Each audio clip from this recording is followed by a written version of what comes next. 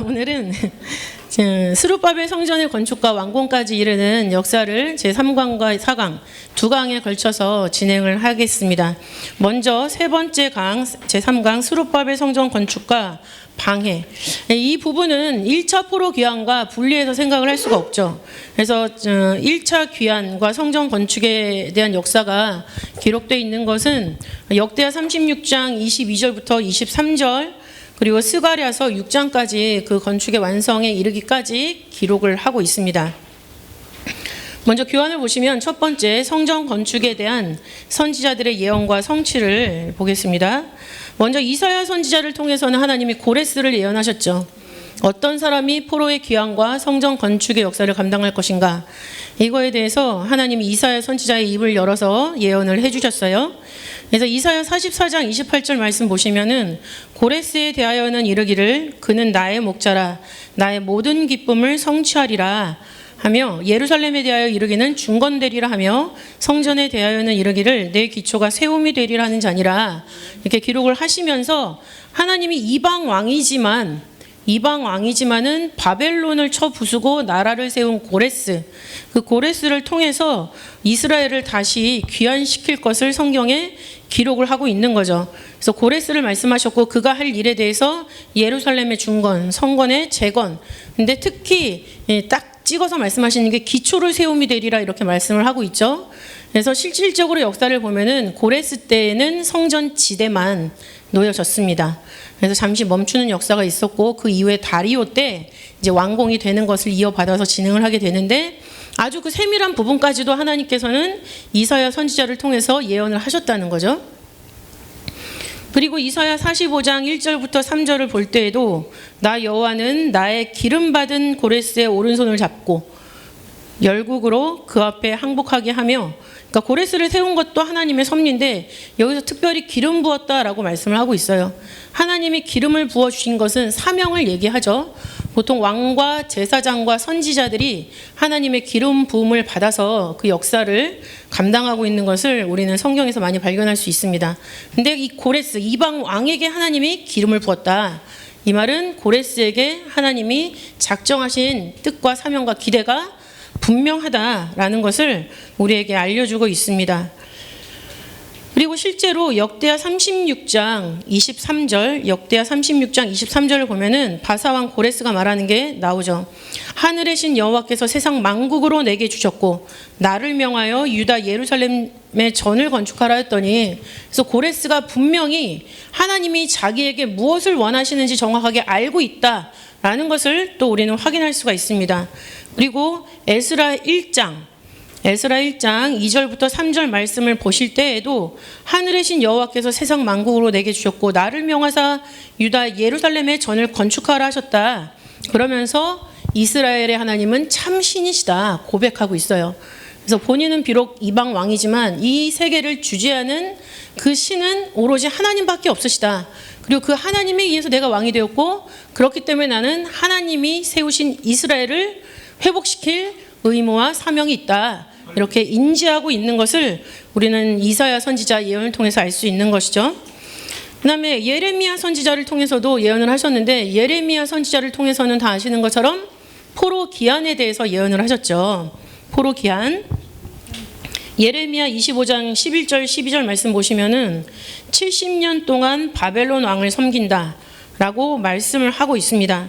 그리고 29장 10절에서도 나 여호와가 이같이 말하노라 바벨론에서 70년이 차면 내가 너희를 권고하고 나의 선한 말을 너희에게 실행하여 너희를 이곳으로 돌아오게 하리라 말씀하고 있어요.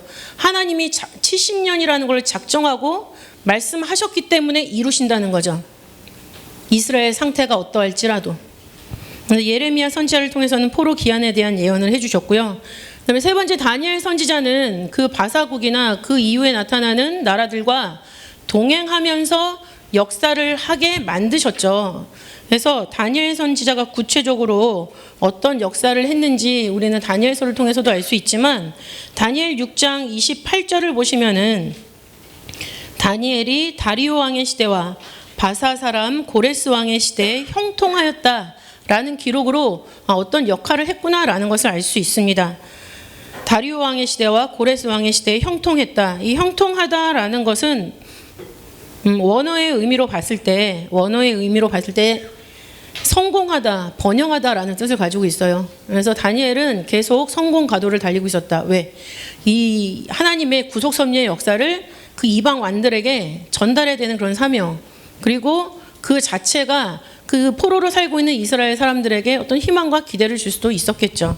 공동 번역에서는 이름을 떨쳤다라고 기록을 하고 있습니다. 그리고 이 다니엘에게 하나님이 끝까지 계시의 말씀을 주셨다라는 증거 되는 구절이 다니엘 10장 1절에도 기록을 하고 있죠. 다니엘 10장 1절을 보시면은 바사왕 고레스 3년에 벨드사살이라 이름한 다니엘에게 계시를 주신 그것을 기록을 하고 있죠. 그래서 다니엘이 그냥 생명만 아주 장수한 게 아니라 그 생명의 모든 날 동안 하나님이 끊임없이 계시하시고 그 계시를 증거하는 사명을 살았음을 우리는 알 수 있습니다. 특히 다니엘 1장 21절을 보시면 다니엘은 고레스 왕 원년까지 있으니라 라는 말씀으로 다니엘이 고레스에게 역할을 한 것을 이 문장으로 우리에게 말씀해 주고 있어요. 그래서 공동 번역을 보시면은 다니엘은 고레스 왕 원년까지 왕궁에 머물러 있었다 기록을 하고 있죠. 그럼 다니엘이 고레스 원년까지 왕궁에 머물러 있다라는 것은 뭘까요? 왕에게 역할을 할 가능성, 그런 기회가 굉장히 많았다. 이것을 알 수 있습니다. 그래서 이 다니엘은 예언뿐만 아니라 바사왕들과 함께 호흡을 같이 하면서 그 하나님이 유다에 대한 그 역사가 귀환과 성전 건축에 있었음을 알려주는 그런 역할을 충분히 했다라고 우리는 생각할 수 있습니다. 두 번째, 제1차 포로 귀환과 성전 건축을 보겠습니다. 고레스 왕이 귀환 칙령은 주전 538년에 내렸죠. 그리고 주전 537년에 드디어 귀환이 시작이 됩니다.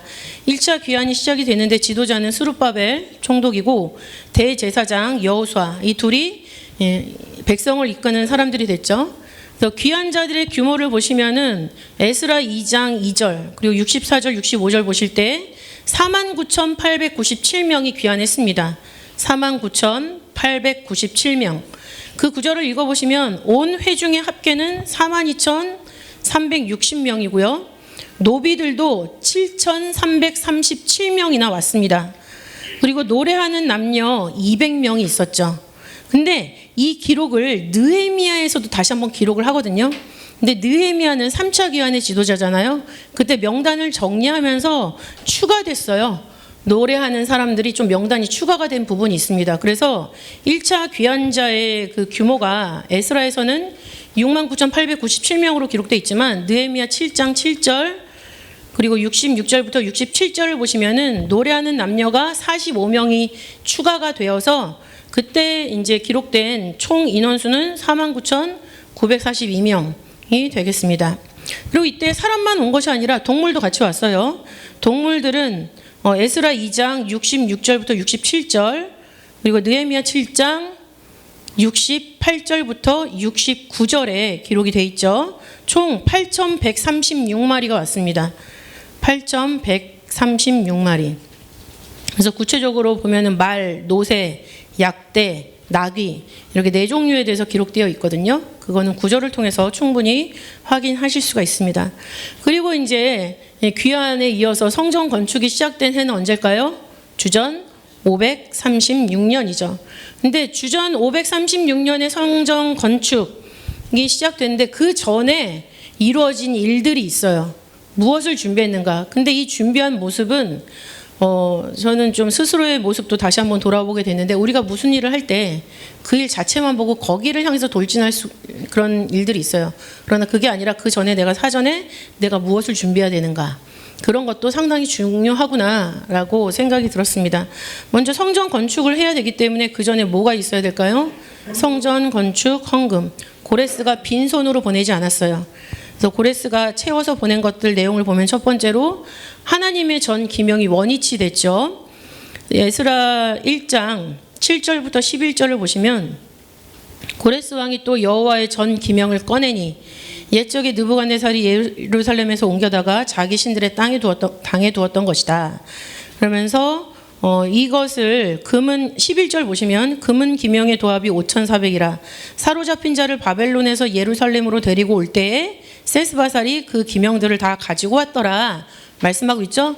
그래서 고레스가 보낼 때 정확하게 하나님의 전에서 꺼내온 것을 그대로 돌아가는 사람들 편에 쥐어서 돌려보냈다. 이것을 확인할 수가 있습니다. 그리고 왕실 경비도 같이 내어줬어요. 에스라 6장 3절부터 4절 말씀 보시면은 고레스 원년에 조서를 내려 이르기를 하면서 구체적으로 지대를 어떻게 놓을지 다 얘기를 합니다. 고레스가 하나님의 전에 대하여 이르노니 이전 곧 제사 드리는 처소를 건축하되 지대를 견고히 쌓고 그 전에 고는 60규빗으로 광도 60규빗으로 하고 큰 돌 3켜에 새 나무 1켜를 놓으라. 그러면서 그 지대에 해당하는 경비를 다 어디서 냅니까? 왕실에서 내리라. 그러니까 고레스는 하나님을 겉으로 형식적으로만 참신이라고 말한 게 아니에요. 진짜 이 일이 너무 중요하구나. 그럼 여기에 나도 보탬이 되고 싶다. 이런 생각에서 원래의 것도 원위치 시키지만 경실에서 그 지대만큼은 담당하겠다. 이렇게 얘기를 하는 거죠. 성전 건축을 할 때 우리가 담당이라는 걸 합니다. 피아노를 담당하겠습니다. 아스팔트는 내가 담당하겠습니다. 이렇게 담당을 하죠. 왜냐하면 하나님의 전에 나의 어떤 노력과 수고가 들어가는 것은 그야말로 쉽게 주어지지 않는 영광이에요. 근데 그것을 지금 고레스가 알고 그 성전의 지대만큼은 내가 담당하겠다. 왕실 경비로 해라. 이렇게 주고 있는 모습을 볼 수가 있죠. 뿐만 아니라 바사국 사람들에게도 고레스는 얘기를 합니다. 헌금하라고. 성전 건축 헌금. 내 나라 백성들도 다 해라 이렇게 얘기를 하죠. 에스라 1장 4절을 보시면은 무릇 그 남아있는 백성이 어느 곳에 우하였든지 그곳 사람들이 마땅히 은과 금과 기타 물건과 짐승으로 도와줘라. 그 외에도 예루살렘 하나님의 전을 위하여 예물을 즐거이 드릴지니라 말하고 있죠. 그러니까는 전역에 흩어져 살았을 거잖아요. 근데 그 동네에서 어떤 유다인이 본토로 가겠다라고 한다면 그곳에 사는 사람들이 다 즐겁게 헌금을 하라는 얘기예요. 도와주라는 얘기죠. 마치 출애굽했을 때 이스라엘 백성들이 나올 때 어떻게 나왔어요? 그 집에 있는 금은보화 다 가지고 나왔잖아요. 그런 것처럼 하나님의 나라를 건설할 때 하나님이 마음을 움직이시면 못할 일이 없으시다는 얘기예요. 하나님이 그 사람들의 마음을 움직여서 그 성전을 지을 수 있는 재료들을 다 가지고 갈 수 있게 하셨다라는 면에서 우리는 다시 한번 하나님의 섭리가 너무나 놀랍다 이것을 알 수 있습니다. 그래서 에스라 1장 6절을 보시면 그 사면 사람들이 은그릇과 황금과 기타 물건과 짐승과 보물로 다 그 예물을 즐겁게 드렸다 이렇게 말씀을 하고 있죠. 그리고 1차 귀환자들 중에서 어떤 족장들이 있는데 그 족장들도 하나님 앞에 헌금을 했습니다. 1차 귀환자들 중 족장들이 있는데 일부분의 족장들이 헌금을 했어요. 에스라 2장 68절부터 69절을 보시면 그 기록이 나와 있죠. 영양대로 금 6만 1천 다릭. 어제 기준 금 시세로 봤을 때 이게 지금 현재 얼마냐면 1013억이에요. 어떤 족장들이 1013억을 헌금했다는 얘기예요. 금. 그리고 은은 1013억. 믿어지지 않으신가요? 예. 은 5천만 회죠. 이것도 어제 시세로 약 68억입니다. 68억을 헌금했고 그 다음에 제사장의 옷 100벌도 헌금했습니다. 이번 주 토요일 날 우리 교회에서 구소사 세미나가 있잖아요. 제사장의 옷을 거의 실사화해서 입고 그 제사 드리는 장면이 영상으로 여러분은 확인할 수 있으실 텐데 그 제사장 옷 자체가 보물이고 보석이에요. 근데 그거 하나 제작하는데 엄청나게 많은 돈이 들어가거든요. 근데 그거가 몇 벌이 나옵니까? 100벌을 줬다. 뭐예요? 이스라엘 백성들이 본 곳으로 돌아가서 성전 짓는 이유를 바사국 사람들이 알고 있었다는 얘기예요. 성전 왜 짓습니까? 하나님과 만나려고 성전을 짓는 거예요. 그렇기 때문에 이 바사국 사람들이 지원을 하면서 제사장의 옷 100벌을 같이 협찬을 한 거죠. 헌금을 했습니다. 그리고 이제 이게 멈췄다가 다시 재건이 되잖아요. 재건될 때 그 역사를 다리오 왕이 담당하게 되는데 다리오 왕 역시 헌금을 합니다. 성전 건축 헌금을. 이거는 4강 때 보도록 하겠습니다. 그 다음에 이렇게 성전 건축 헌금을 먼저 준비를 했고, 그 다음에 두 번째는 하나님 앞에 먼저 제사를 드렸습니다. 도착해서 드린 제사 조석 번제죠. 에스라 3장 3절을 보시면은 조석으로 여호와께 번제를 드렸다 말씀하고 있고요. 또 7월 1일에 본성에 도착했죠. 그때 7월 1일에 일제히 예루살렘에 모였다. 근데 7월 1일이라는 것은 뭘까요? 나팔절이에요. 나팔절. 그죠? 당연히 이스라엘 백성이라면 모여야 되는 그날. 그리고 정확하게 주전 537년 7월 15일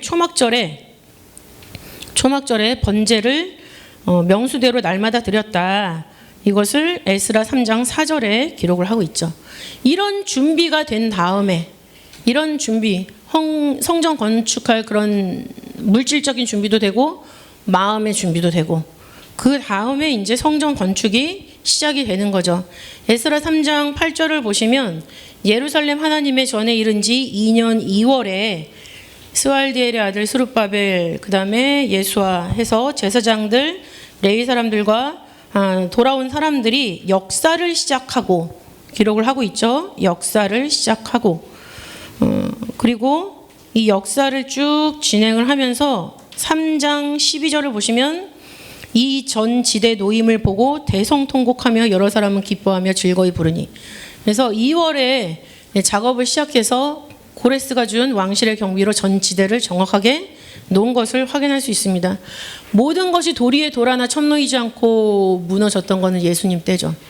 근데 이미 그 주전 586년에 성전을 빼앗기고 성전이 회파되는 것을 보면서 포로로 끌려왔던 이 사람들이 부모님으로부터 70년 사이에 신앙을 전수받고 다시 돌아와서 그 성전에 무너졌던 성전의 지대를 이렇게 놨구나라는 걸 봤을 때 그때까지 살아있었던 사람들은 진짜 감격의 눈물을 안 흘릴 수가 없었을 것입니다.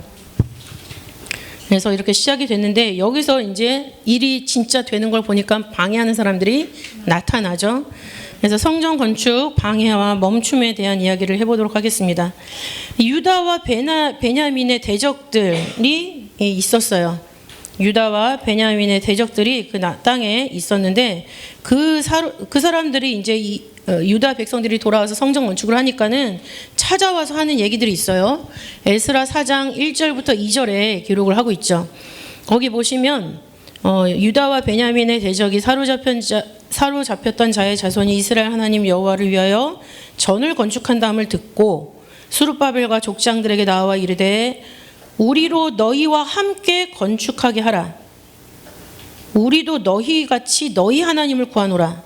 아수르 왕 에살라돈이 우리를 이리로 오게 한 날부터 우리가 하나님께 제사를 드리노라 라고 말씀하고 있습니다. 아수르 왕 때부터 그 땅을 지키면서 제사를 드리고 있었으면 이 하나님이 너희 하나님이겠습니까? 우리 하나님이죠. 근데 지금 말하는 게 뭐예요? 우리도 너희와 같이 너희 하나님을 이렇게 얘기를 하고 있어요. 자기 하나님이 되지 못하고 있는 거죠. 그러니까 분명히 저희가 있음을 우리는 생각할 수 있습니다. 그래서 이것을 들은 유다와 베냐민이 뭐라고 얘기를 해요? 당연히 거절하죠.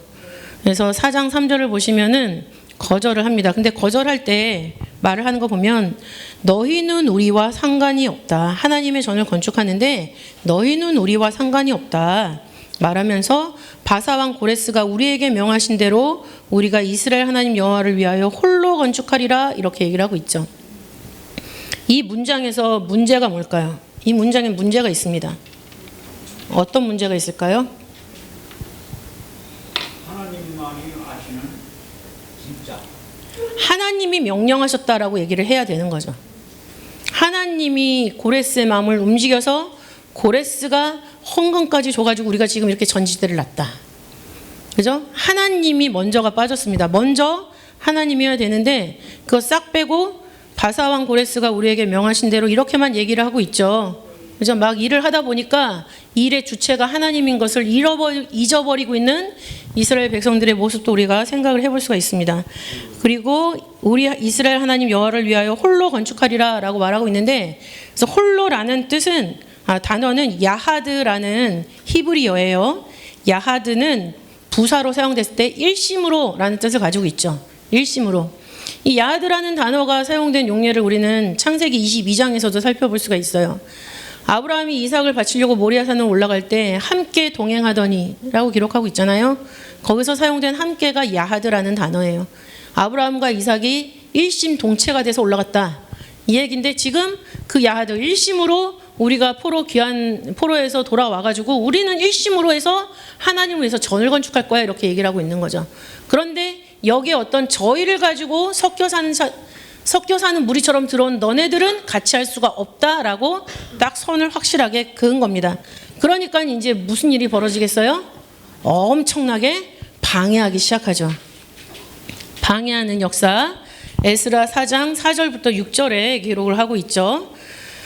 거기 보시면은 이로부터 그 땅 백성이 유다 백성의 손을 약하게 하여 그 건축을 방해하되, 근데 그 방해가 어디까지 갑니까? 고레스 시대부터 다리오가 즉위할 때까지 의사들에게 뇌물을 주었다 말씀하고 있어요. 의사는 뭘까요? 병 고치는 사람일까요?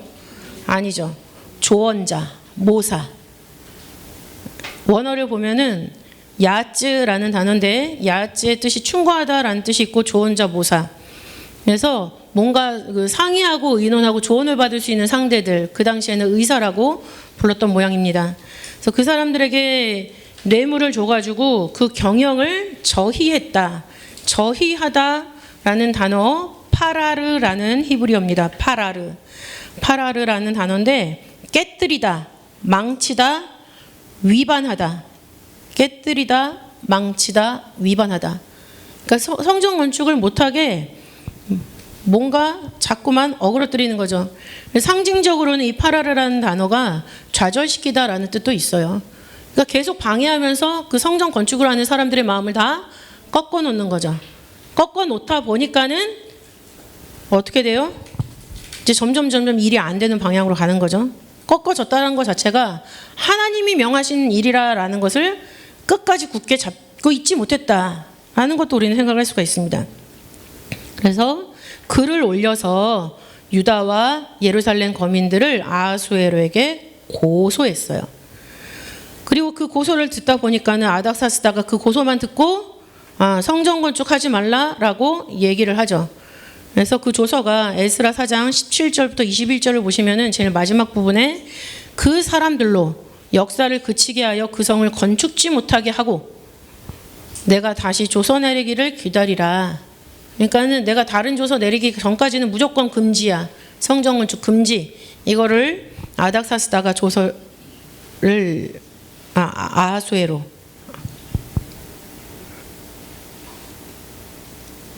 가 즉위할 때 고소를 했죠. 네.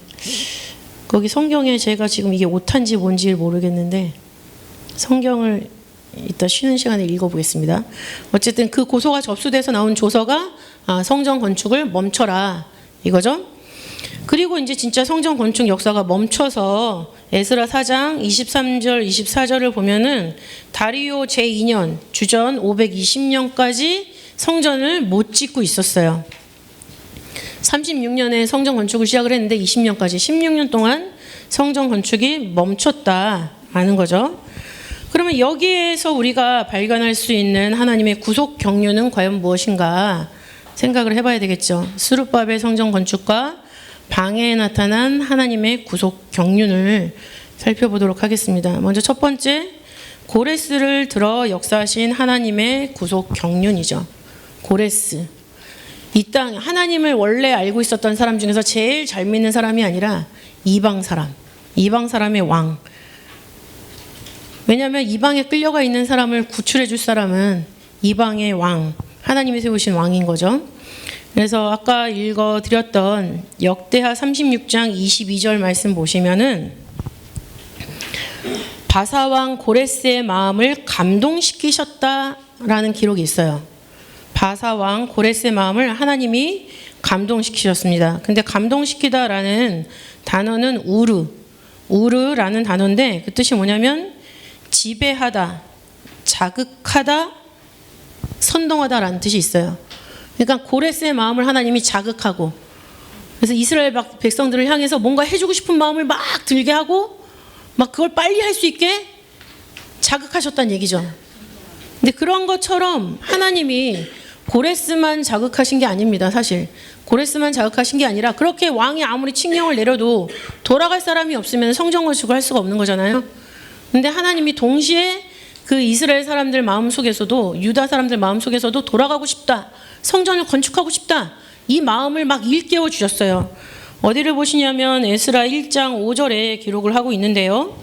유다와 베냐민 족장들과 제사장들과 레위 사람들과 무릇 그 마음이 하나님께 감동을 받고 올라갔다, 이렇게 기록을 하고 있어요. 근데 여기서 감동을 받았다라는 단어가 우르라는 단어입니다. 역시 그러니까 하나님이 이방 왕의 마음만 막 이렇게 해놓은 게 아니라 하나님의 백성들의 마음도 움직이셔가지고 본토로 돌아가게 하시고 예루살렘에서 성전 건축을 할 수 있도록 만드셔서 4만 9천여 명이나 되는 많은 사람들이 올라올 수 있었다는 얘기예요.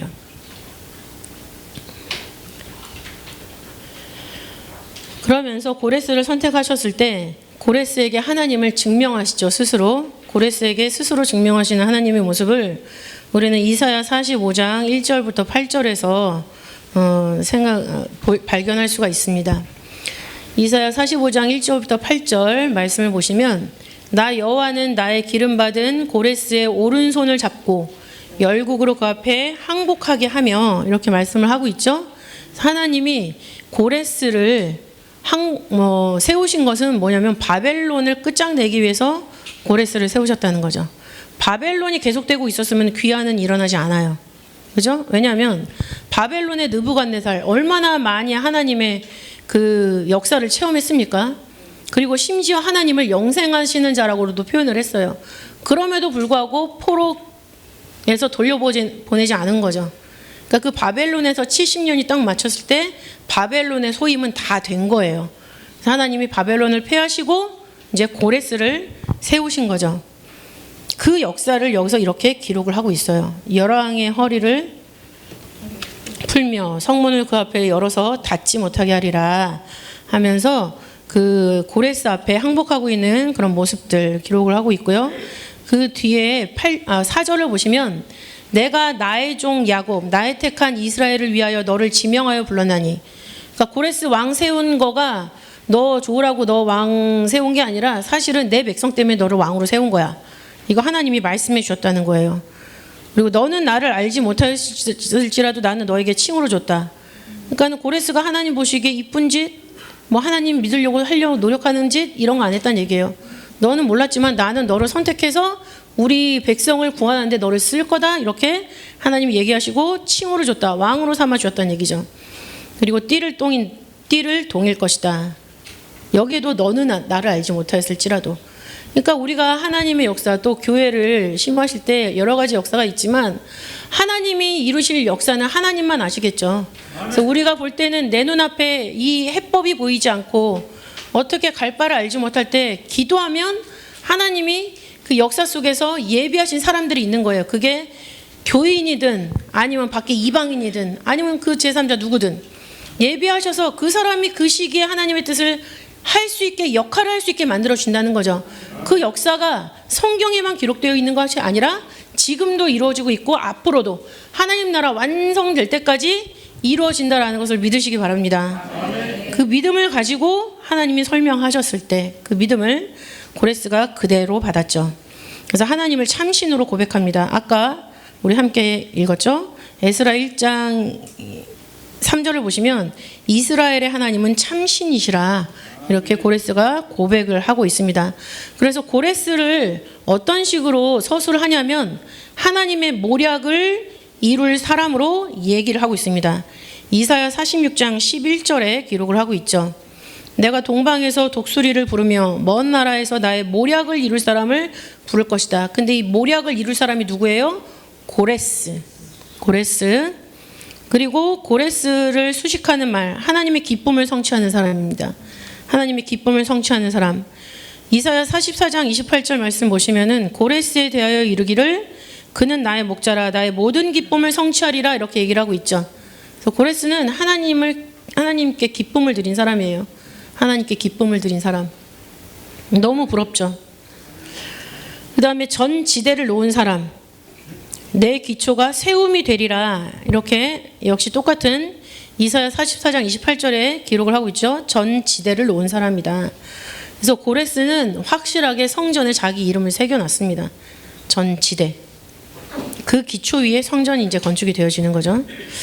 그 다음에 고레스에게 스스로 증명하셨고, 고레스가 하나님을 참신으로 고백을 했고, 그 다음에 그 고레스를 통해서 하나님의 예언이 성취되었다라는 면에서 우리는 구속 경륜을 생각을 할 수가 있죠.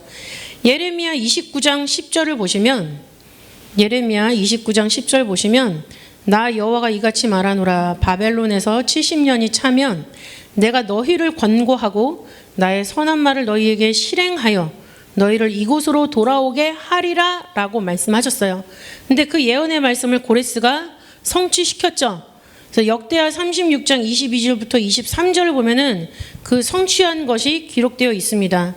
23절을 읽어드리면, 바사왕 고레스는 말하노니 하늘의 신 여호와께서 세상 만국으로 내게 주셨고 나를 명하여 유다 예루살렘에 전을 건축하라 하셨나니 너희 중에 무릇 그 백성된 자는 다 올라갈지어다.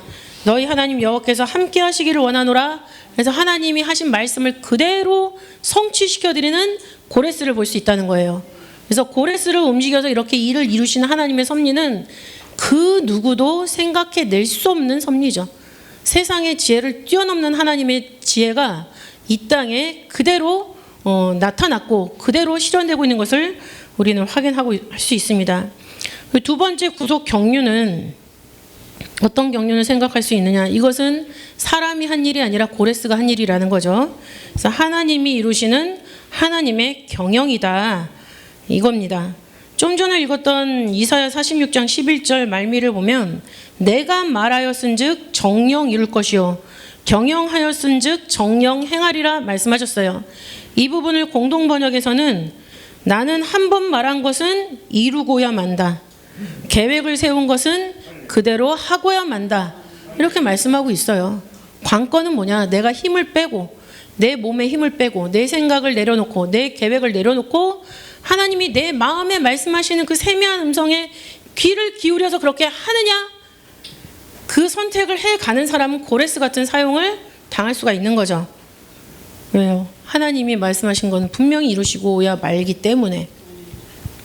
만약에 고레스가 담당하지 않았으면 왕이 됐다가 바로 폐위되지 않았을까요?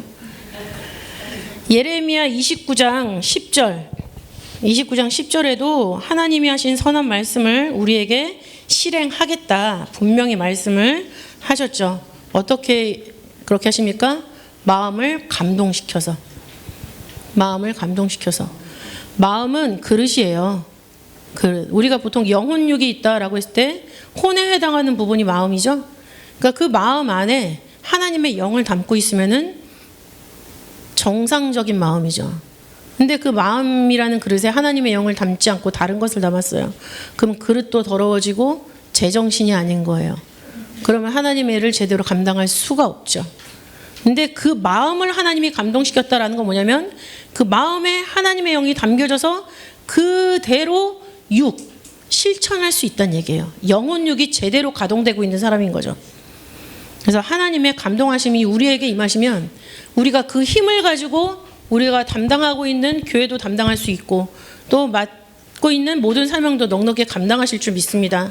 그리고 우리를 통해서 나타나는 양무리들, 하나님의 사역자로, 또 우리 아이들도 우리 말씀의 다음 세대로 분명히 성장하게 될 줄 믿습니다.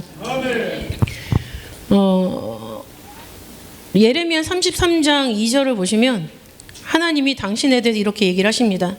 일을 행하는 여호와, 그것을 지어 성취하는 여호와, 그 이름을 여호와라는 자가 이같이 이르노라, 이렇게 말씀하고 있죠. 그러니까 우리가 믿는 하나님은 한 번 말씀하신 거는 이루시는 하나님이에요.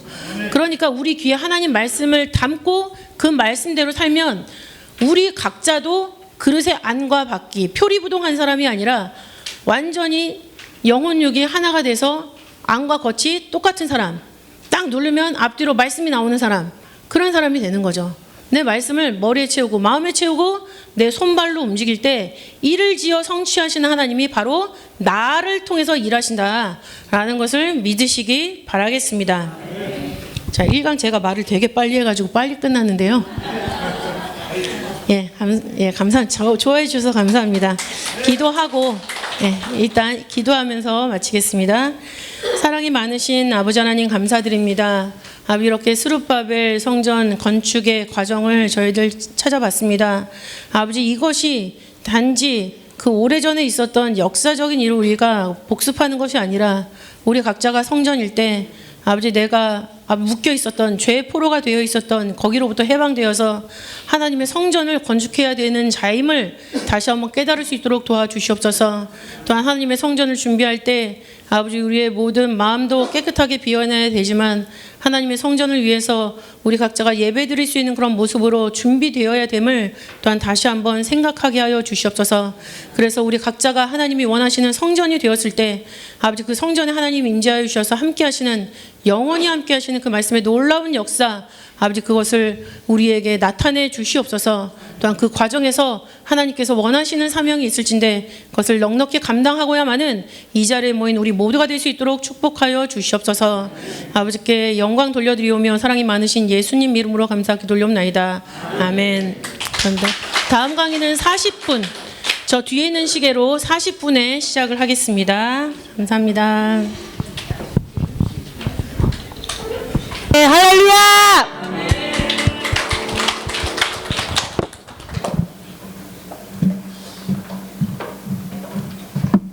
기도하고 시작하시겠습니다. 사랑이 많으신 아버지 하나님 감사드립니다. 말씀을 사모하는 영혼들 아버지께서 불러주셔서 아버지, 이 자리에 모여서 하나님 아버지의 말씀을 다시 한번 상고하는 가운데 아버지, 그 속에 숨겨진 하나님의 구속 섭리를 깨닫기를 원하는 그런 자리를 허락하시니 감사드립니다.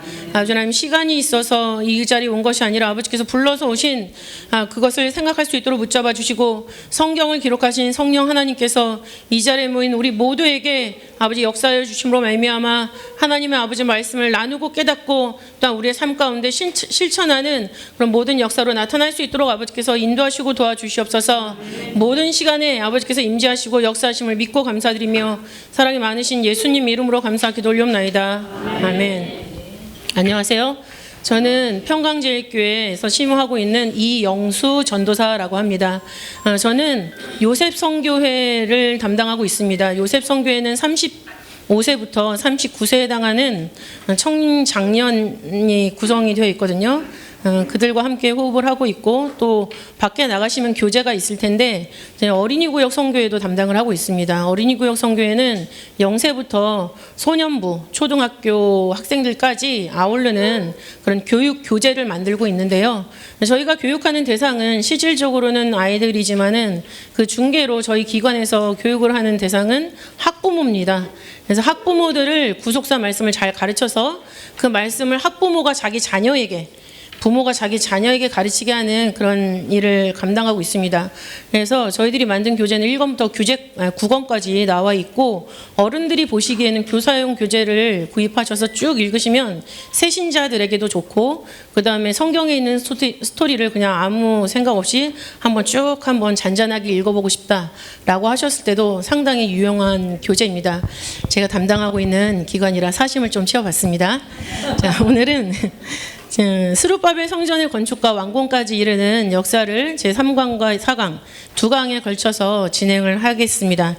먼저 세 번째 강 제3강 스룹바벨 성전 건축과 방해.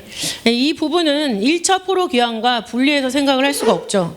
그래서 1차 귀환과 성전 건축에 대한 역사가 기록되어 있는 것은 역대하 36장 22절부터 23절 그리고 스가랴서 6장까지 그 건축의 완성에 이르기까지 기록을 하고 있습니다.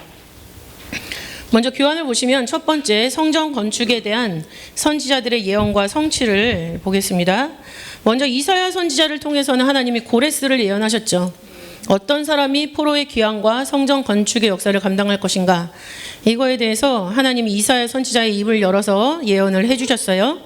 그래서 이사야 44장 28절 말씀 보시면은 고레스에 대하여는 이르기를 그는 나의 목자라 나의 모든 기쁨을 성취하리라 하며, 예루살렘에 대하여 이르기는 중건되리라 하며, 성전에 대하여는 이르기를 내 기초가 세움이 되리라 하는 자니라, 이렇게 기록을 하시면서 하나님이 이방 왕이지만 이방 왕이지만은 바벨론을 쳐 부수고 나라를 세운 고레스, 그 고레스를 통해서 이스라엘을 다시 귀환시킬 것을 성경에 기록을 하고 있는 거죠. 그래서 고레스를 말씀하셨고 그가 할 일에 대해서 예루살렘의 중건, 성건의 재건. 근데 특히 딱 찍어서 말씀하시는 게 기초를 세움이 되리라 이렇게 말씀을 하고 있죠. 그래서 실질적으로 역사를 보면은 고레스 때에는 성전 지대만 놓여졌습니다.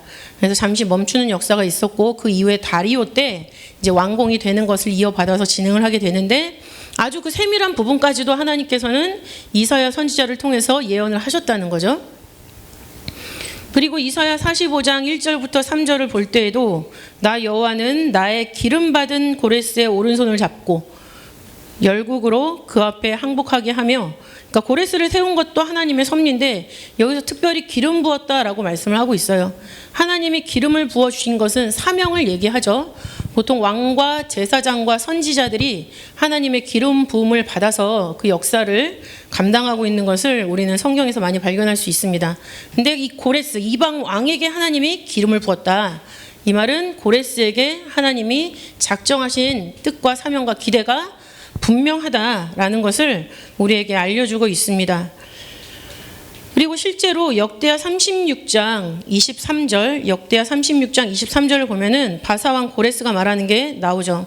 하늘의 신 여호와께서 세상 만국으로 내게 주셨고 나를 명하여 유다 예루살렘에 전을 건축하라 했더니, 그래서 고레스가 분명히 하나님이 자기에게 무엇을 원하시는지 정확하게 알고 있다라는 것을 또 우리는 확인할 수가 있습니다. 그리고 에스라 1장 2절부터 3절 말씀을 보실 때에도 하늘의 신 여호와께서 세상 만국으로 내게 주셨고 나를 명하사 유다 예루살렘에 전을 건축하라 하셨다. 그러면서 이스라엘의 하나님은 참 신이시다 고백하고 있어요. 그래서 본인은 비록 이방 왕이지만 이 세계를 주재하는 그 신은 오로지 하나님밖에 없으시다.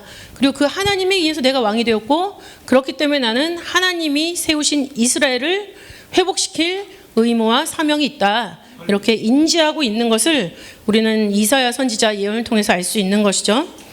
그 다음에 예레미야 선지자를 통해서도 예언을 하셨는데 예레미야 선지자를 통해서는 다 아시는 것처럼 포로 기한에 대해서 예언을 하셨죠. 포로 기한. 예레미야 25장 11절 12절 말씀 보시면은 70년 동안 바벨론 왕을 섬긴다 라고 말씀을 하고 있습니다. 그리고 29장 10절에서도 나 여호와가 이같이 말하노라 바벨론에서 70년이 차면 내가 너희를 권고하고 나의 선한 말을 너희에게 실행하여 너희를 이곳으로 돌아오게 하리라 말씀하고 있어요. 하나님이 70년이라는 걸 작정하고 말씀하셨기 때문에 이루신다는 거죠. 이스라엘 상태가 어떠할지라도. 예레미야 선지자를 통해서는 포로 기한에 대한 예언을 해주셨고요. 그다음에 세 번째 다니엘 선지자는 그 바사국이나 그 이후에 나타나는 나라들과 동행하면서 역사를 하게 만드셨죠. 그래서 다니엘 선지자가 구체적으로 어떤 역사를 했는지 우리는 다니엘서를 통해서도 알 수 있지만 다니엘 6장 28절을 보시면은 다니엘이 다리오 왕의 시대와 바사 사람 고레스 왕의 시대에 형통하였다라는 기록으로 어떤 역할을 했구나라는 것을 알 수 있습니다. 다리오 왕의 시대와 고레스 왕의 시대에 형통했다. 이 형통하다라는 것은 원어의 의미로 봤을 때 성공하다, 번영하다라는 뜻을 가지고 있어요. 그래서 다니엘은 계속 성공 가도를 달리고 있었다. 왜?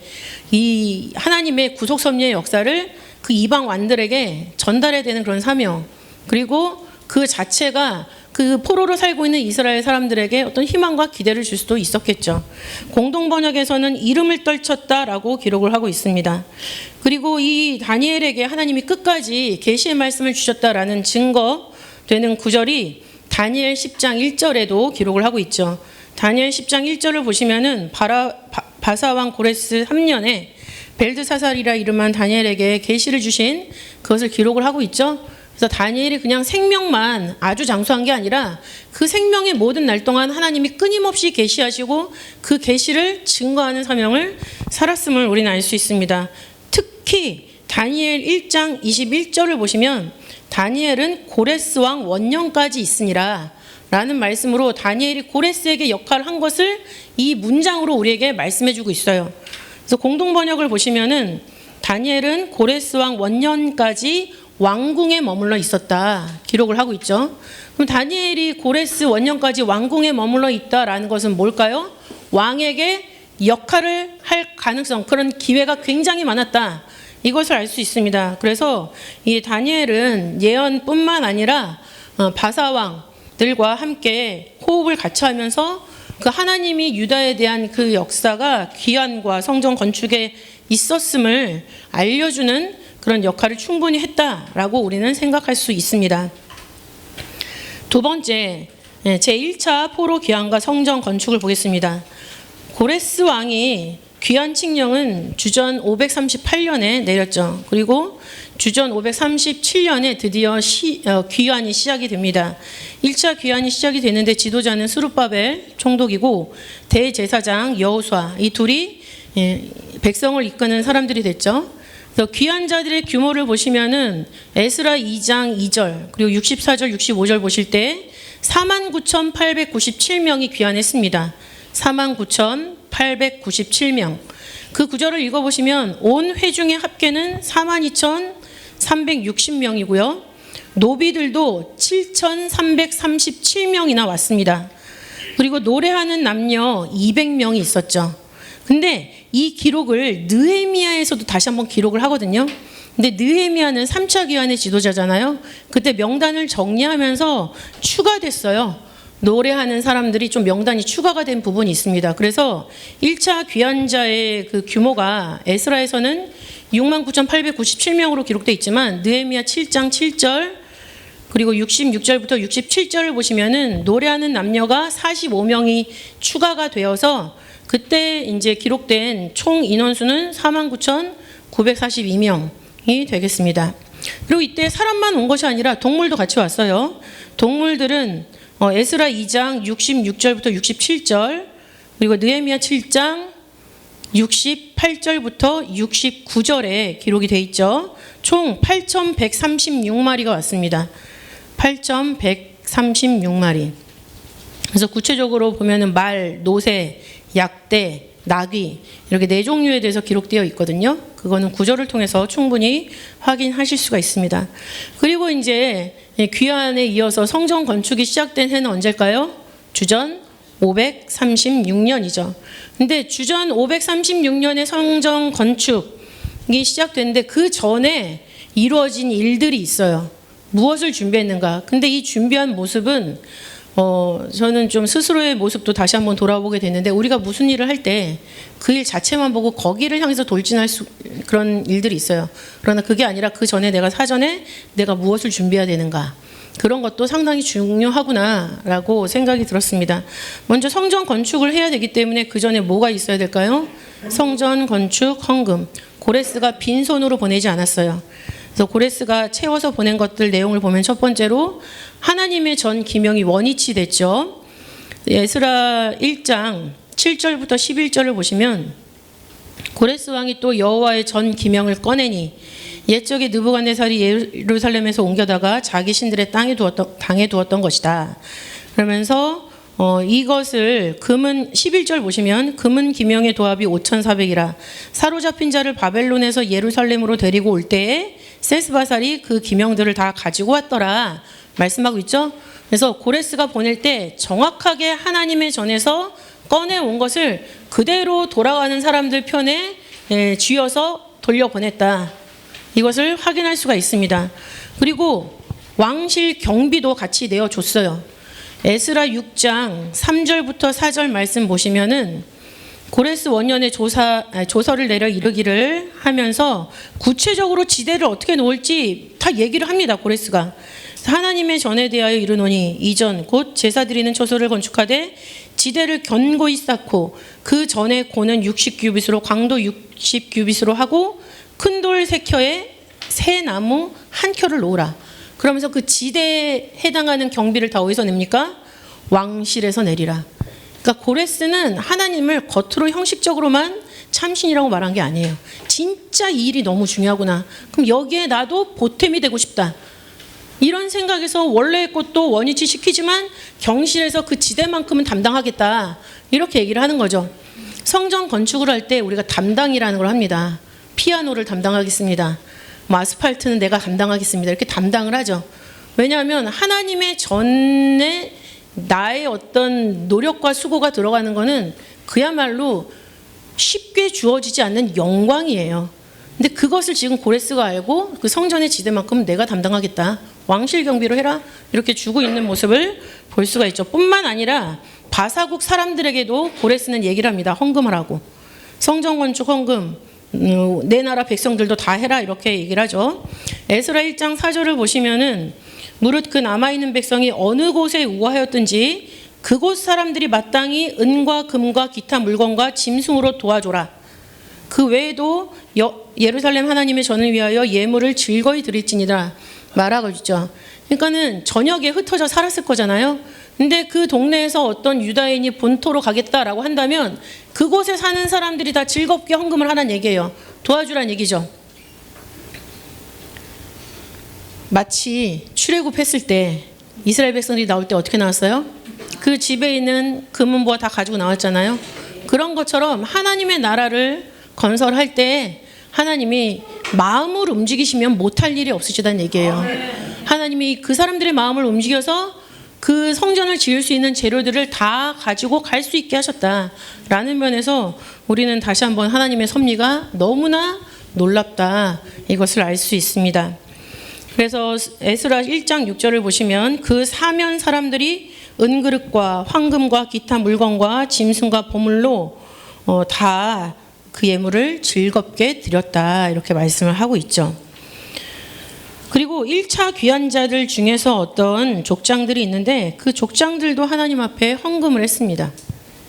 1차 귀환자들 중 족장들이 있는데 일부분의 족장들이 헌금을 했어요. 에스라 2장 68절부터 69절을 보시면 그 기록이 나와 있죠.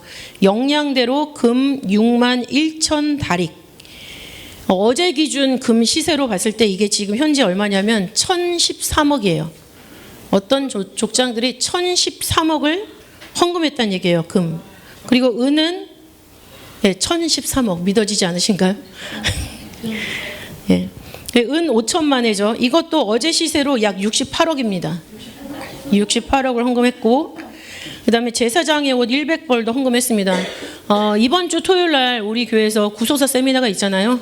제사장의 옷을 거의 실사화해서 입고 그 제사 드리는 장면이 영상으로 여러분은 확인할 수 있으실 텐데 그 제사장 옷 자체가 보물이고 보석이에요.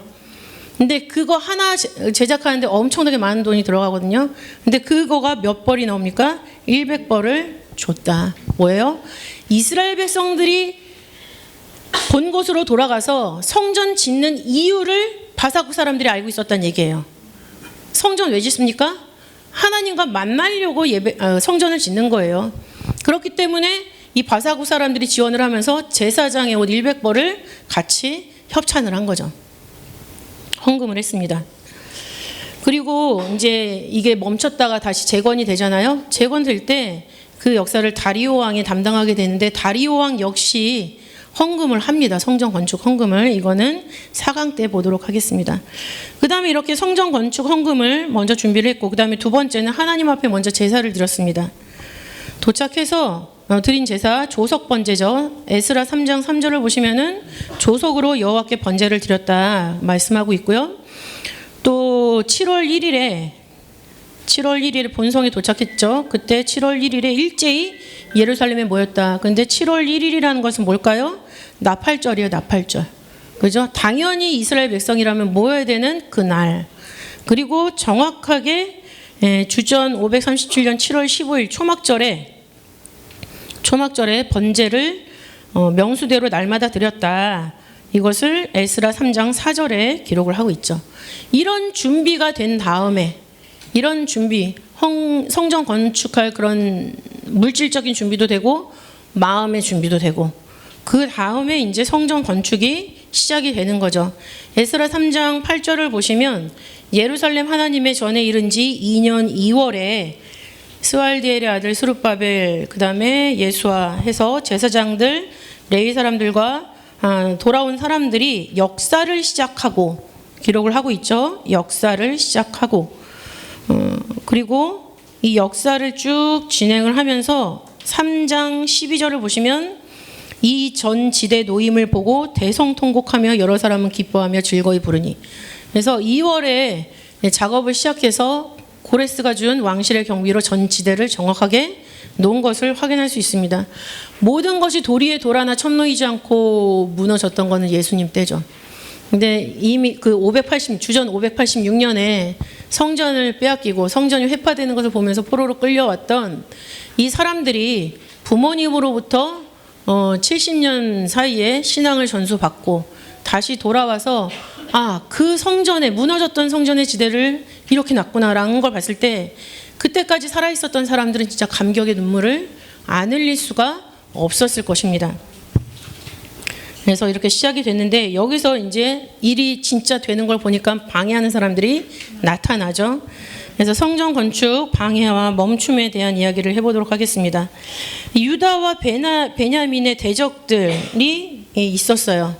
유다와 베냐민의 대적들이 그 땅에 있었는데 그 사람들이 이제 유다 백성들이 돌아와서 성전 건축을 하니까는 찾아와서 하는 얘기들이 있어요. 에스라 4장 1절부터 2절에 기록을 하고 있죠. 거기 보시면 유다와 베냐민의 대적이 사로잡혔던 자의 자손이 이스라엘 하나님 여호와를 위하여 전을 건축한다함을 듣고 스룹바벨과 족장들에게 나와 이르되 우리로 너희와 함께 건축하게 하라. 우리도 너희같이 너희 하나님을 구하노라. 아수르 왕 에살라돈이 우리를 이리로 오게 한 날부터 우리가 하나님께 제사를 드리노라 라고 말씀하고 있습니다. 아수르 왕 때부터 그 땅을 지키면서 제사를 드리고 있었으면 이 하나님이 너희 하나님이겠습니까? 우리 하나님이죠. 근데 지금 말하는 게 뭐예요? 우리도 너희와 같이 너희 하나님을, 이렇게 얘기를 하고 있어요. 자기 하나님이 되지 못하고 있는 거죠. 그러니까 분명히 저희가 있음을 우리는 생각할 수 있습니다. 그래서 이것을 들은 유다와 베냐민이 뭐라고 얘기를 해요? 당연히 거절하죠. 그래서 4장 3절을 보시면은 거절을 합니다. 근데 거절할 때 말을 하는 거 보면 너희는 우리와 상관이 없다. 하나님의 전을 건축하는데 너희는 우리와 상관이 없다 말하면서 바사왕 고레스가 우리에게 명하신 대로 우리가 이스라엘 하나님 여호와를 위하여 홀로 건축하리라 이렇게 얘기를 하고 있죠. 이 문장에서 문제가 뭘까요? 이 문장에 문제가 있습니다. 어떤 문제가 있을까요? 하나님만이 아시는 진짜. 하나님이 명령하셨다라고 얘기를 해야 되는 거죠. 하나님이 고레스의 마음을 움직여서 고레스가 헌금까지 줘가지고 우리가 지금 이렇게 전지대를 놨다. 그죠? 하나님이 먼저가 빠졌습니다. 먼저 하나님이어야 되는데 그거 싹 빼고 바사왕 고레스가 우리에게 명하신 대로 이렇게만 얘기를 하고 있죠. 그죠? 막 일을 하다 보니까 일의 주체가 하나님인 것을 잊어버리고 있는 이스라엘 백성들의 모습도 우리가 생각을 해볼 수가 있습니다. 그리고 우리 이스라엘 하나님 여호와를 위하여 홀로 건축하리라 라고 말하고 있는데, 그래서 홀로라는 뜻은 단어는 야하드라는 히브리어예요. 야하드는 부사로 사용됐을 때 일심으로 라는 뜻을 가지고 있죠. 일심으로. 이 야하드라는 단어가 사용된 용례를 우리는 창세기 22장에서도 살펴볼 수가 있어요. 아브라함이 이삭을 바치려고 모리아산을 올라갈 때 함께 동행하더니 라고 기록하고 있잖아요. 거기서 사용된 함께가 야하드라는 단어예요. 아브라함과 이삭이 일심 동체가 돼서 올라갔다 이 얘기인데, 지금 그 야하드 일심으로 우리가 포로에서 돌아와가지고 우리는 일심으로 해서 하나님을 위해서 전을 건축할 거야 이렇게 얘기를 하고 있는 거죠. 그런데 여기에 어떤 저희를 가지고 섞여 사는 무리처럼 들어온 너네들은 같이 할 수가 없다라고 딱 선을 확실하게 그은 겁니다. 그러니까 이제 무슨 일이 벌어지겠어요? 엄청나게 방해하기 시작하죠. 방해하는 역사, 에스라 4장 4절부터 6절에 기록을 하고 있죠. 거기 보시면은 이로부터 그 땅 백성이 유다 백성의 손을 약하게 하여 그 건축을 방해하되, 근데 그 방해가 어디까지 갑니까? 고레스 시대부터 다리오가 즉위할 때까지 의사들에게 뇌물을 주었다 말씀하고 있어요. 의사는 뭘까요? 병 고치는 사람일까요? 아니죠. 조언자, 모사. 원어를 보면은 야츠라는 단어인데 야츠의 뜻이 충고하다라는 뜻이 있고 조언자, 모사. 그래서 뭔가 상의하고 의논하고 조언을 받을 수 있는 상대들, 그 당시에는 의사라고 불렀던 모양입니다. 그래서 그 사람들에게 뇌물을 줘가지고 그 경영을 저희했다. 저희하다라는 단어 파라르라는 히브리어입니다. 파라르라는 단어인데 깨뜨리다, 망치다, 위반하다. 깨뜨리다, 망치다, 위반하다. 그러니까 성전 건축을 못하게 뭔가 자꾸만 어그러뜨리는 거죠. 상징적으로는 이 파라르라는 단어가 좌절시키다라는 뜻도 있어요. 그러니까 계속 방해하면서 그 성전 건축을 하는 사람들의 마음을 다 꺾어 놓는 거죠. 꺾어 놓다 보니까는 어떻게 돼요? 이제 점점 일이 안 되는 방향으로 가는 거죠. 꺾어졌다는 것 자체가 하나님이 명하신 일이라는 것을 끝까지 굳게 잡고 있지 못했다라는 것도 우리는 생각할 수가 있습니다. 그래서 글을 올려서 유다와 예루살렘 거민들을 아하수에로에게 고소했어요. 그리고 그 고소를 듣다 보니까는 아닥사스다가 그 고소만 듣고 성전 건축하지 말라라고 얘기를 하죠.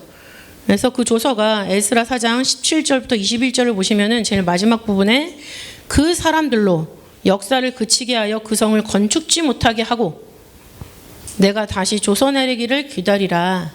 그러니까는 내가 다른 조서 내리기 전까지는 무조건 금지야. 성전 건축 금지. 이거를 아닥사스다가 조서를 아하수에로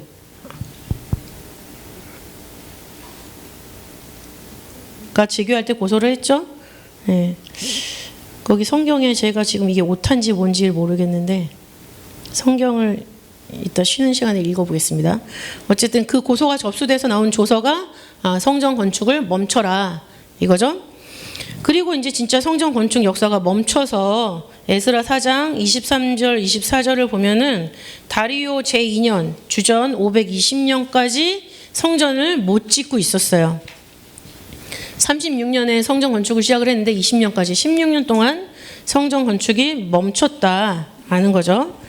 그러면 여기에서 우리가 발견할 수 있는 하나님의 구속 경륜은 과연 무엇인가 생각을 해봐야 되겠죠. 스룹바벨 성전 건축과 방해에 나타난 하나님의 구속 경륜을 살펴보도록 하겠습니다. 먼저 첫 번째, 고레스를 들어 역사하신 하나님의 구속 경륜이죠.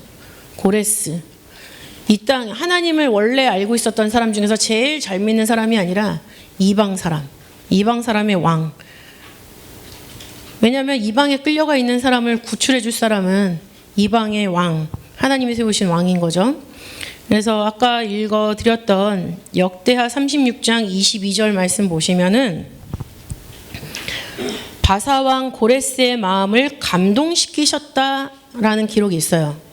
바사왕 고레스의 마음을 하나님이 감동시키셨습니다. 근데 감동시키다라는 단어는 우르라는 단어인데 그 뜻이 뭐냐면 지배하다, 자극하다, 선동하다라는 뜻이 있어요.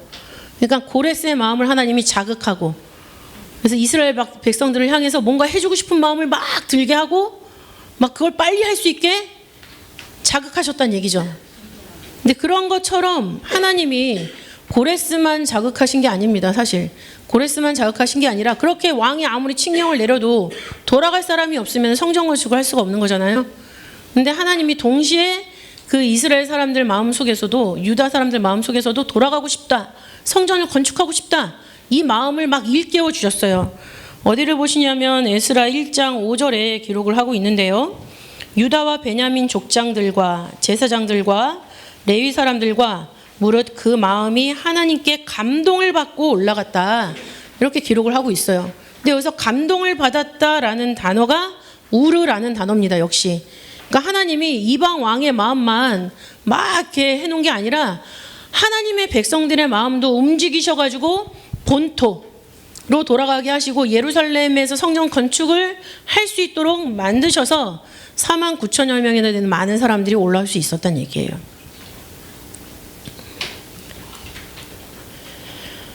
그러면서 고레스를 선택하셨을 때 고레스에게 하나님을 증명하시죠. 스스로. 고레스에게 스스로 증명하시는 하나님의 모습을 우리는 이사야 45장 1절부터 8절에서 발견할 수가 있습니다.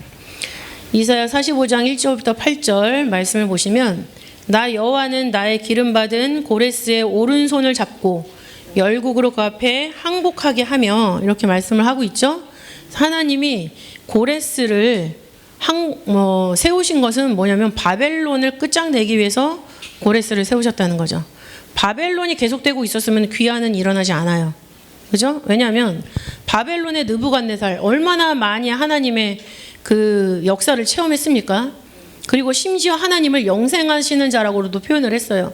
그럼에도 불구하고 포로에서 돌려보내지 않은 거죠. 그러니까 그 바벨론에서 70년이 딱 맞췄을 때 바벨론의 소임은 다 된 거예요. 그래서 하나님이 바벨론을 패하시고 이제 고레스를 세우신 거죠. 그 역사를 여기서 이렇게 기록을 하고 있어요. 열왕의 허리를 풀며 성문을 그 앞에 열어서 닫지 못하게 하리라 하면서 그 고레스 앞에 항복하고 있는 그런 모습들 기록을 하고 있고요. 그 뒤에 4절을 보시면 내가 나의 종 야곱 나의 택한 이스라엘을 위하여 너를 지명하여 불렀나니, 그러니까 고레스 왕 세운 거가 너 좋으라고 너 왕 세운 게 아니라 사실은 내 백성 때문에 너를 왕으로 세운 거야. 이거 하나님이 말씀해 주셨다는 거예요. 그리고 너는 나를 알지 못했을지라도 나는 너에게 칭호를 줬다. 그러니까 고레스가 하나님 보시기에 이쁜 짓, 뭐 하나님 믿으려고 하려고 노력하는 짓 이런 거 안 했다는 얘기예요. 너는 몰랐지만 나는 너를 선택해서 우리 백성을 구하는데 너를 쓸 거다. 이렇게 하나님이 얘기하시고 칭호를 줬다. 왕으로 삼아 주었다는 얘기죠. 그리고 띠를 동일 것이다. 여기에도 너는 나를 알지 못하였을지라도. 그러니까 우리가 하나님의 역사 또 교회를 심호하실 때 여러 가지 역사가 있지만 하나님이 이루실 역사는 하나님만 아시겠죠. 그래서 우리가 볼 때는 내 눈앞에 이 해법이 보이지 않고 어떻게 갈 바를 알지 못할 때 기도하면 하나님이 그 역사 속에서 예비하신 사람들이 있는 거예요. 그게 교인이든 아니면 밖에 이방인이든 아니면 그 제3자 누구든 예비하셔서 그 사람이 그 시기에 하나님의 뜻을 할 수 있게, 역할을 할 수 있게 만들어 준다는 거죠. 그 역사가 성경에만 기록되어 있는 것이 아니라 지금도 이루어지고 있고 앞으로도 하나님 나라 완성될 때까지 이루어진다라는 것을 믿으시기 바랍니다. 그 믿음을 가지고 하나님이 설명하셨을 때 그 믿음을 고레스가 그대로 받았죠. 그래서 하나님을 참신으로 고백합니다. 아까 우리 함께 읽었죠? 에스라 1장 3절을 보시면 이스라엘의 하나님은 참신이시라 이렇게 고레스가 고백을 하고 있습니다. 그래서 고레스를 어떤 식으로 서술을 하냐면 하나님의 모략을 이룰 사람으로 얘기를 하고 있습니다. 이사야 46장 11절에 기록을 하고 있죠. 내가 동방에서 독수리를 부르며 먼 나라에서 나의 모략을 이룰 사람을 부를 것이다. 근데 이 모략을 이룰 사람이 누구예요? 고레스. 그리고 고레스를 수식하는 말, 하나님의 기쁨을 성취하는 사람입니다. 하나님의 기쁨을 성취하는 사람. 이사야 44장 28절 말씀 보시면은 고레스에 대하여 이르기를 그는 나의 목자라 나의 모든 기쁨을 성취하리라 이렇게 얘기를 하고 있죠. 그래서 고레스는 하나님께 기쁨을 드린 사람이에요. 하나님께 기쁨을 드린 사람. 너무 부럽죠. 그 다음에 전 지대를 놓은 사람. 내 기초가 세움이 되리라 이렇게 역시 똑같은 이사야 44장 28절에 기록을 하고 있죠. 전 지대를 놓은 사람이다. 그래서 고레스는 확실하게 성전에 자기 이름을 새겨놨습니다. 전 지대. 그 기초 위에 성전이 이제 건축이 되어지는 거죠. 그 다음에 고레스에게 스스로 증명하셨고 고레스가 하나님을 참신으로 고백을 했고 그 다음에 그 고레스를 통해서 하나님의 예언이 성취되었다라는 면에서 우리는 구속 경륜을 생각을 할 수가 있죠.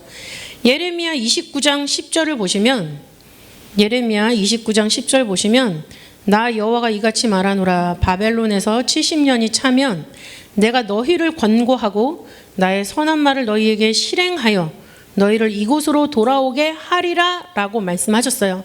근데 그 예언의 말씀을 고레스가 성취시켰죠. 그래서 역대하 36장 22절부터 23절을 보면은 그 성취한 것이 기록되어 있습니다. 23절을 읽어드리면 바사왕 고레스는 말하노니 하늘의 신 여호와께서 세상 만국으로 내게 주셨고 나를 명하여 유다 예루살렘에 전을 건축하라 하셨나니 너희 중에 무릇 그 백성된 자는 다 올라갈지어다. 너희 하나님 여호와께서 함께 하시기를 원하노라. 그래서 하나님이 하신 말씀을 그대로 성취시켜드리는 고레스를 볼 수 있다는 거예요. 그래서 고레스를 움직여서 이렇게 일을 이루시는 하나님의 섭리는 그 누구도 생각해낼 수 없는 섭리죠. 세상의 지혜를 뛰어넘는 하나님의 지혜가 이 땅에 그대로 나타났고 그대로 실현되고 있는 것을 우리는 확인하고 할 수 있습니다. 두 번째 구속 경륜은 어떤 경륜을 생각할 수 있느냐? 이것은 사람이 한 일이 아니라 고레스가 한 일이라는 거죠. 그래서 하나님이 이루시는 하나님의 경영이다. 이겁니다.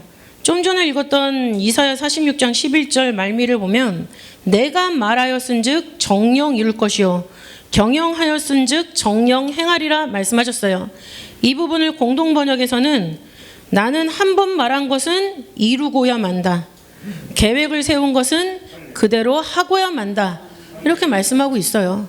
관건은 뭐냐? 내가 힘을 빼고 내 몸에 힘을 빼고 내 생각을 내려놓고 내 계획을 내려놓고 하나님이 내 마음에 말씀하시는 그 세미한 음성에 귀를 기울여서 그렇게 하느냐? 그 선택을 해가는 사람은 고레스 같은 사용을 당할 수가 있는 거죠. 왜요? 하나님이 말씀하신 건 분명히 이루시고야 말기 때문에. 만약에 고레스가 담당하지 않았으면 왕이 됐다가 바로 폐위되지 않았을까요? 예레미야 29장 10절에도 하나님이 하신 선한 말씀을 우리에게 실행하겠다 분명히 말씀을 하셨죠. 어떻게 그렇게 하십니까? 마음을 감동시켜서. 마음은 그릇이에요. 우리가 보통 영혼육이 있다라고 했을 때 혼에 해당하는 부분이 마음이죠. 그러니까 그 마음 안에 하나님의 영을 담고 있으면은 정상적인 마음이죠.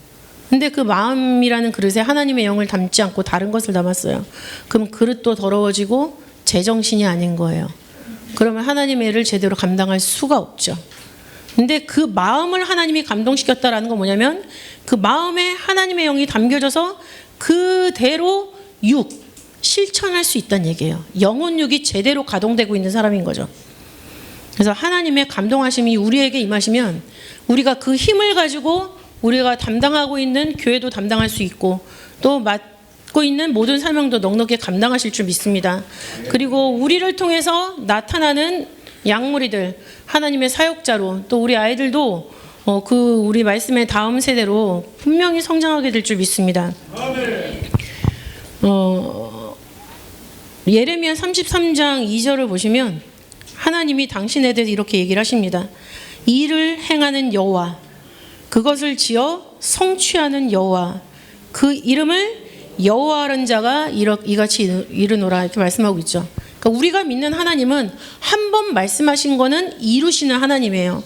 그러니까 우리 귀에 하나님 말씀을 담고 그 말씀대로 살면 우리 각자도 그릇의 안과 밖이 표리부동한 사람이 아니라 완전히 영혼육이 하나가 돼서 안과 겉이 똑같은 사람, 딱 누르면 앞뒤로 말씀이 나오는 사람, 그런 사람이 되는 거죠.